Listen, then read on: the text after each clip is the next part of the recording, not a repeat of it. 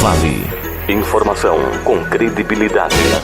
Você está sintonizado no Jornal Rádio Vale e nesta manhã de sexta-feira, para a nossa entrevista do dia, estamos conversando ao vivo, hoje pelo telefone, né? Com muito prazer, com uma de nossas representantes na Assembleia Legislativa de Santa Catarina, a nossa deputada Ana Paula da Silva. A Paulinha vai nos falar mais a respeito do trabalho legislativo em meio a tudo isso, né, que está acontecendo aí com o nosso governo estadual, envolvendo os nossos deputados, trazendo aí boas notícias e algumas, talvez nem tão boas assim, mas que são aí da alçada de trabalho dos nossos parlamentares.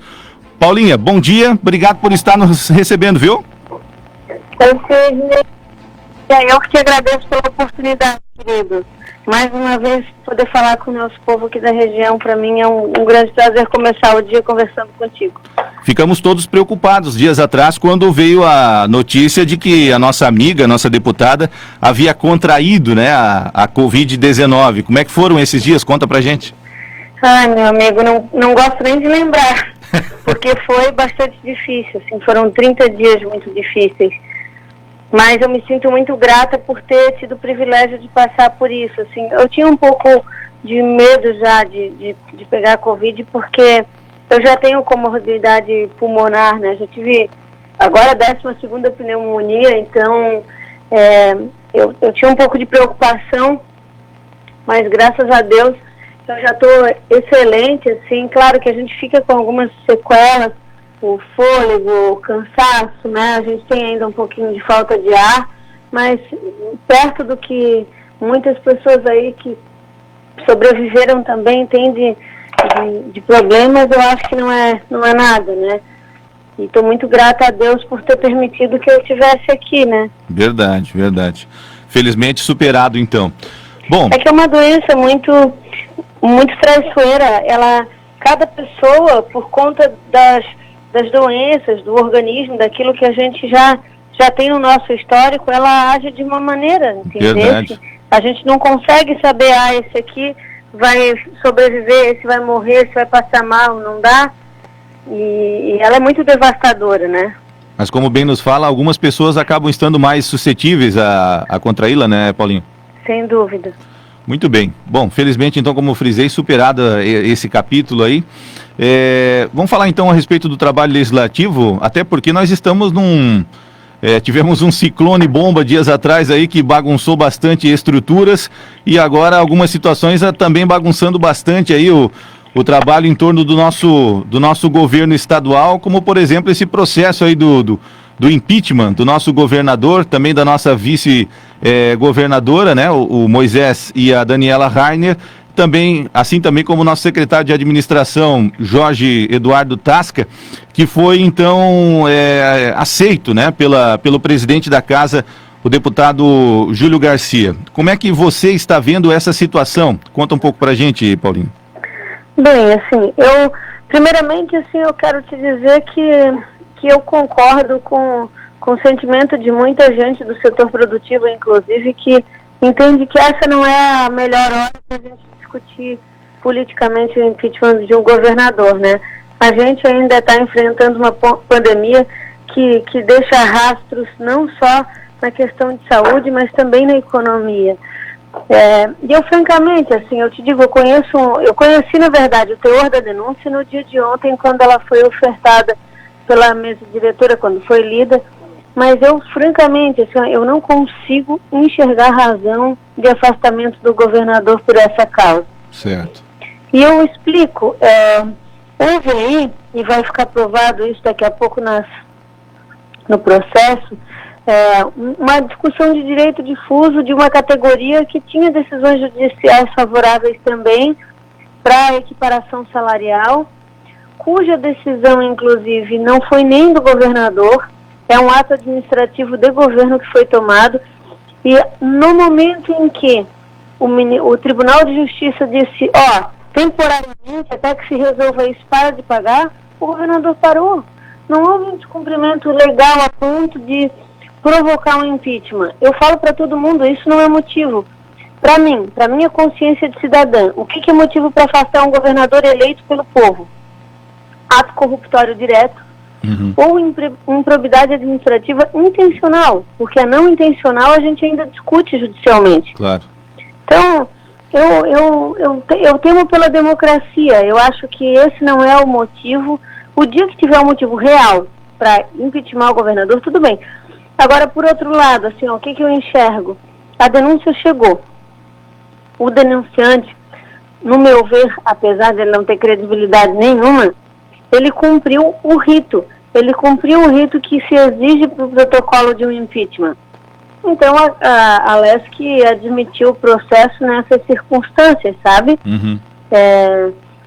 Mas eu não vejo meios de ele prosperar. Eu não acredito nisso. Não consigo acreditar nisso. E não consigo concordar também, tá? Não se trata de uma defesa, porque a Paulinha é líder do governo. Eu sou líder no governo, mas não é uma liderança que nem era antes, ou como é tradicionalmente na política, que o líder tem cargo, tem isso, tem aquilo. Eu não tenho nenhuma vantagem por ser líder, não.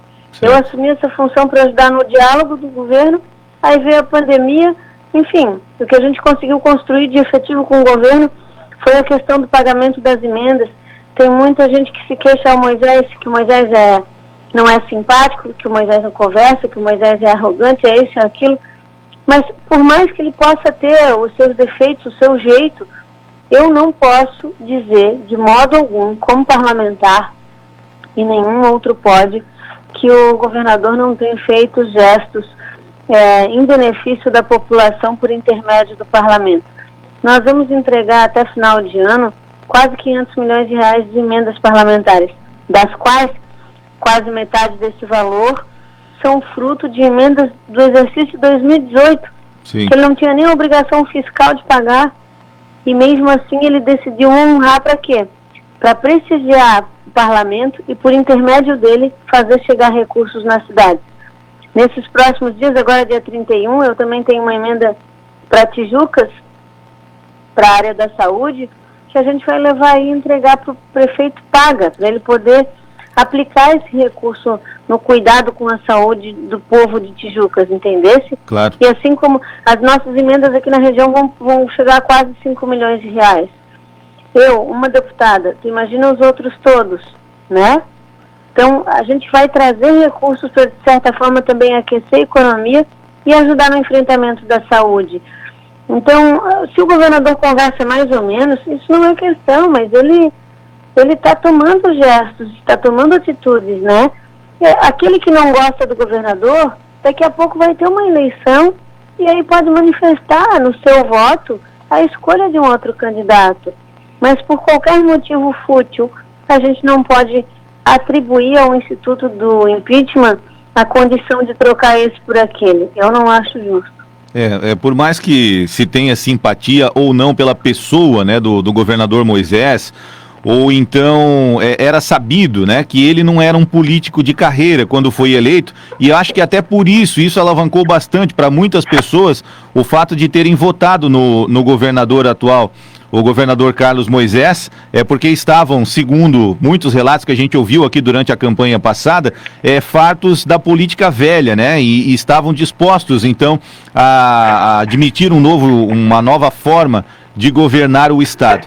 Bom, isso é apenas um dado, né? O que a gente vê nesse momento, e eu concordo plenamente com você, deputada Paulinha, é que isso pode vir a ser muito contundente, ainda mais para esse período difícil que nós já estamos enfrentando, né?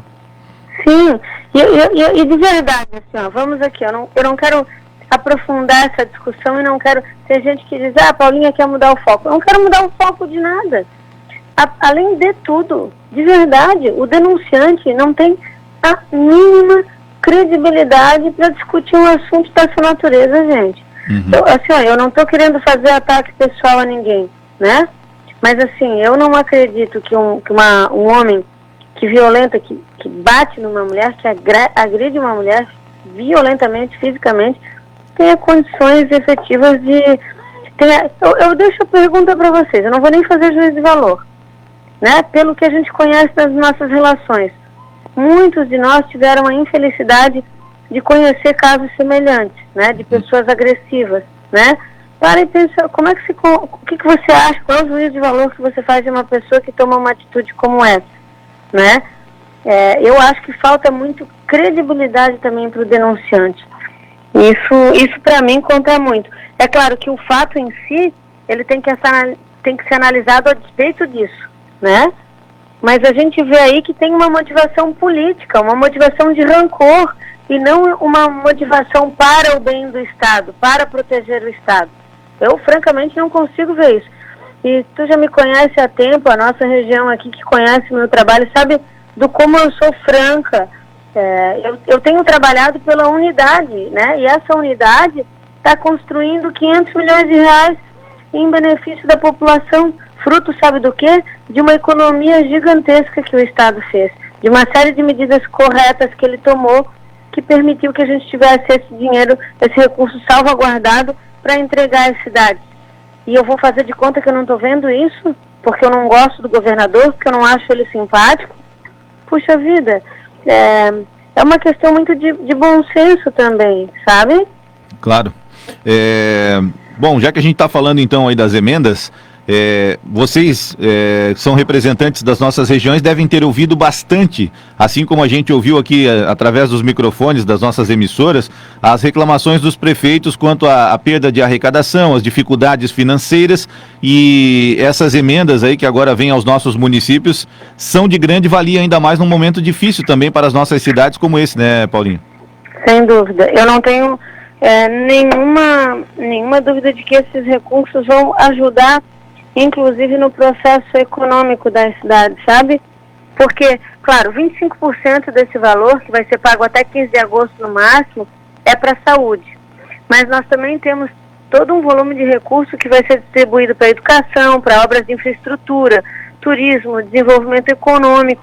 E assim, um dinheiro, por exemplo, que chega para uma pavimentação de uma rua, ele vai gerar emprego, ele vai fomentar a economia local também, entende? Então, eu acho que é uma medida, claro que não são só esses, o Estado está procurando viabilizar outros investimentos. Sim, sim. E a gente tem que valorar isso, né? Isso são atitudes que têm vindo em benefício da população. Tijucas mesmo não pode reclamar, né? Recebeu grandes repasses agora para o asfaltamento da Beira Rio, tem outras medidas já previstas, como essa indicação aí da elaboração do projeto da construção de uma nova ponte para Itinga. É a resposta que o Estado está dando, né? Claro. Muito bem. Ô, deputada, outra questão, a gente vem falando diariamente aqui sobre os índices, né, referentes aí à transparência que deve se ter com a comunidade sobre a questão da pandemia do coronavírus, e proporcionalmente a gente vê que os números de bombinhas são bastante incisivos em relação a essa questão aí dos números. A gente sempre vê uma preocupação, né, da deputada, já foi prefeita daquela cidade, né, com o seu município. Bombinhas está investindo bastante na testagem por parte dos moradores e, consequentemente, apresenta números altos também em relação ao número de infecção da população. Como é que a deputada vem lidando com essa situação aí, com os números referentes a Bombinhas? Na verdade, assim, eu pouco me envolvo porque o Paulinho tem feito uma gestão brilhante aqui, né? Eu sou mais uma espectadora. Eu não me meto mesmo, para ser franca. Uhum. Sou aqui uma ilustre cidadã apenas. Mas eu acho absolutamente aprovável essa iniciativa do Paulo, porque a gente não tem que se preocupar com o número do que aparece ali, mas tem mais, se a gente testa, tem prefeito, tem cidades que preferem não testar, como forma assim de proteger os números, proteger a cidade dizendo, nós aqui tivemos pouquinhos casos. Mas em compensação você não testa, você não fica sabendo que a pessoa está doente, você também não trata a pessoa. Justamente. A gente tem um número de 3 mortes dolorosas, mas a gente tem a doença bastante controlada aqui, porque testou positivo imediatamente, já se isola pessoas, os que tiveram contato, já se aplica medicamento corretivo não para a doença, que não existe remédio ainda para curar a Covid, mas para os sintomas que ela provoca naquele cidadão. Então a gente tem uma possibilidade de tratar mais e melhor as pessoas se a gente identifica a doença antes, né? Então eu acho que a melhor estratégia, desde o início da pandemia, eu tenho dito, é a testagem. Verdade. A gente viu, né, grandes esforços aí da deputada em relação a questão da saúde, visita aos hospitais, né, ouvindo os gestores para saber das necessidades. E principalmente, né, desde a última semana, há uma resposta grande também do governo estadual referente à equipação desses hospitais para receberem esses pacientes. A deputada vem acompanhando essa situação aí?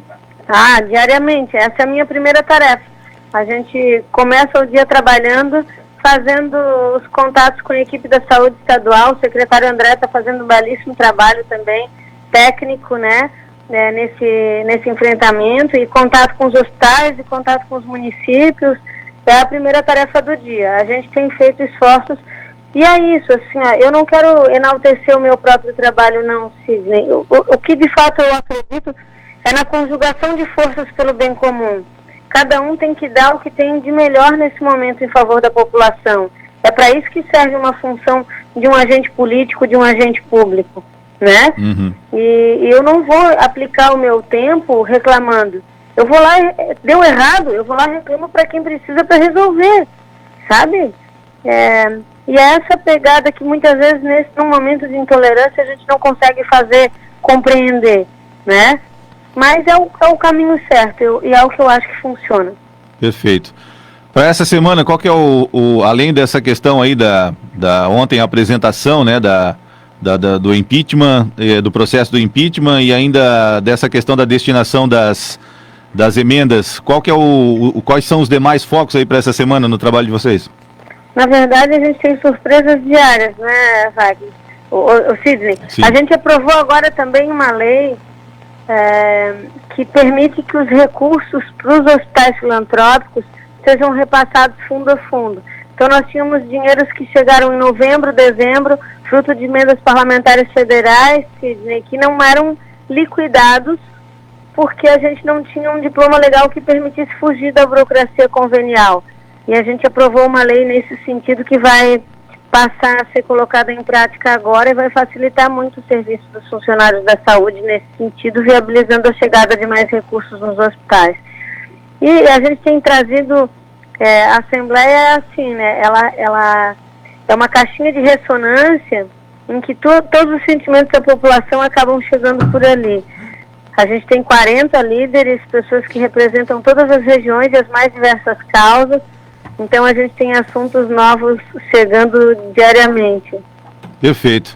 Bom, a gente deseja um bom trabalho e esperamos que isso passe o mais breve possível para que nós possamos voltar a recebê-la aqui com a gente, viu, para as nossas conversas, falando de coisas boas e não com foco na remediação desses problemas que nós viemos enfrentando. Portanto, a gente agradece imensamente sempre a sua atenção para com a gente, para repassar aí o que está sendo feito em prol da comunidade a ela, viu, Paulinho?